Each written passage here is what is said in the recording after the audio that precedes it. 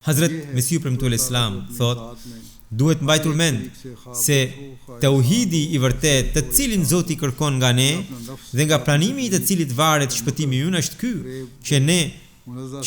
që në qenien e tij Allahu të konsiderohet i pastër nga çdo ortak. Qoftë ai idhull, njeri, diell, hën, vetja apo ndonjë plan apo strategji apo mashtrim, nuk duhet të konsiderohet askush si i fuqishëm përballë Allahut, as si furnizues, as si ai që jep nder apo poshtërim, as si ndihmues. Së dyti, dashuria duhet të jetë vetëm për të, pra për Zotin, adhurimi vetëm për të, përulja vetëm për të, shpresa tek ai dhe frika vetëm prej tij.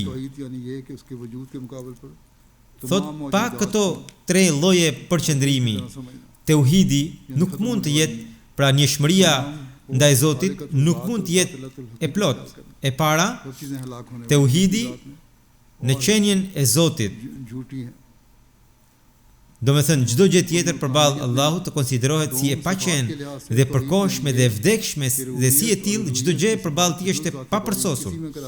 E dyta, tauhidi në cilësi, do me thënë, cilësitë e Rabbit, pra të Zotit dhe të hynisë t'i atribuohen vetëm Allahut dhe çdo gjë tjetër të konsiderohet vetëm si pjesë e sistemit të tij.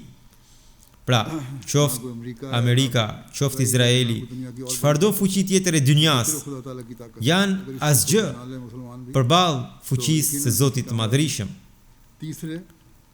Nëse muslimanët e kuptojnë këtë realitet, me siguri do të korrin sukses.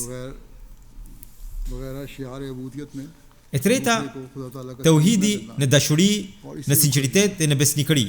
Do me thënë, në dashuri, në përkushtim dhe në adhurim, të mos bësh asnjë ortak me Allahun, por të zhytesh vetëm në dashurinë për Zotin.